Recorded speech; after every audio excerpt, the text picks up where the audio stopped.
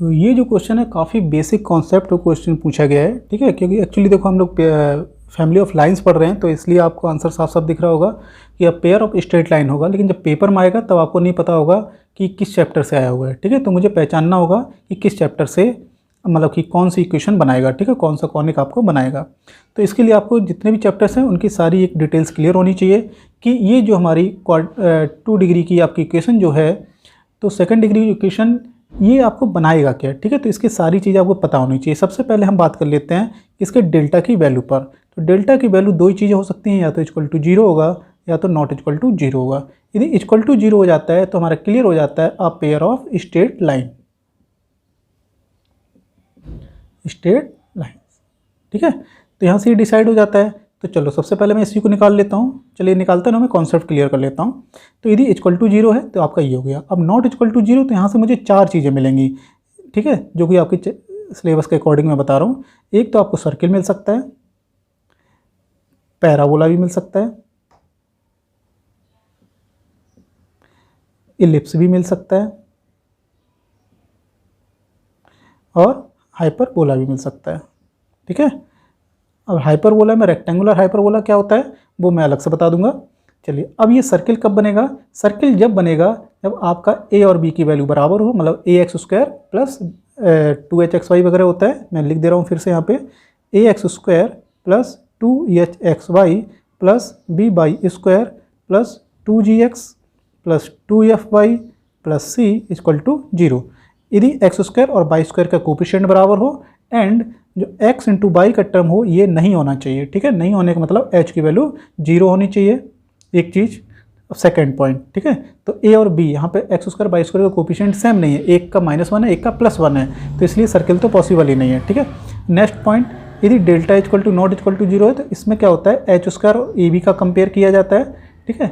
h², ये तीनों चीज़ों में h² और ab का कंपेयर किया जाता है।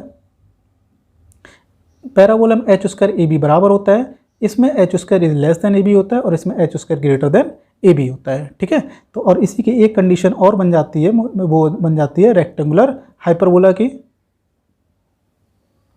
तो इसमें h² is greater than ab तो होना चाहिए क्योंकि हाइपरबोला है पहली बात तो, और रेक्टेंगल होने के लिए इसमें जो x² और y² का कोफिशिएंट का सम है वो क्या होना चाहिए, 0 होना चाहिए, ठीक है। तो ये चीज़ भी इम्पॉर्टेंट है। तो अब यदि यहाँ पे देखा जाए तो a plus B equal to 0 तो दिख रहा है, तो काफ़ी बच्चे यदि मान लो ये ऑप्शन लिख के आ गया रेक्टेंगुलर हाइपरबोला तो काफ़ी स्पीड से इस पर भी टिक लगा सकते हैं, राइट। तो इस चीज़ को ध्यान रखिएगा। तो सबसे पहले मुझे क्या चेक करना होगा, डेल्टा चेक करना होगा। डेल्टा यदि 0 हो गया तो फट से ए ऑप्शन टिक लगा दीजिए और जो है हमारी टेंशन खत्म हो गई। यदि डेल्टा नॉट इक्वल टू 0 हो गया टेंशन हमारी बढ़ जाती है, तो फिर और चीज़ें चेक करनी पड़ जाएंगी। तो सारी कंडीशंस मैंने लिख दी है, ठीक है। तो चलो मैं स्टार्ट कर लेता हूँ। पहले मैं डेल्टा चेक कर लूँ। तो डेल्टा इसका कैसे बनेगा, A B C F G H F G H, ठीक है। तो लिख लेता हूँ। यहाँ पे x² का कोफिशिएंट कितना है, -1, y² का 1 है और कांस्टेंट वैल्यू यहाँ पर -1 है, ठीक है। इसके बाद आ जाते हैं F G H। F जो होता है वो y का कोफिशिएंट होता है, तो यहाँ पे y का टर्म है ही नहीं, तो इसका मतलब ये हो गया 0। उसके बाद आ जाते हैं G।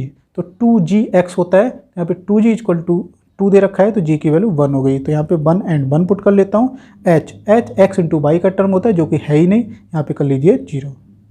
इतना आ गया। अब इसको मैं सॉल्व कर ले रहा हूँ। तो यहाँ पे मैं सॉल्व करूँगा, -1 this into this -1 this into this 0, तो यहाँ कोई ज़रूरत नहीं है, ये ऑलरेडी 0 है, तो ये -0 इंटू समथिंग ब्रैकेट होता है, इसको हटा दीजिएगा, +1। अब यदि इसको करूँगा तो 0 इंटू 0 0 माइनस 1 इंटू 1 1 हो जाएगा। तो यहाँ से मैंने सॉल्व किया, ये +1 निकल के आया और ये तो 0 हो गया, और ये यहाँ पे टोटल कितना हो जाएगा, -1। आंसर क्या आ गया, 0। तो डेल्टा इक्वल टू 0 निकल के आ गया, तो ये पेयर ऑफ स्ट्रेट लाइन हो गया, ठीक है। अच्छा क्वेश्चन था।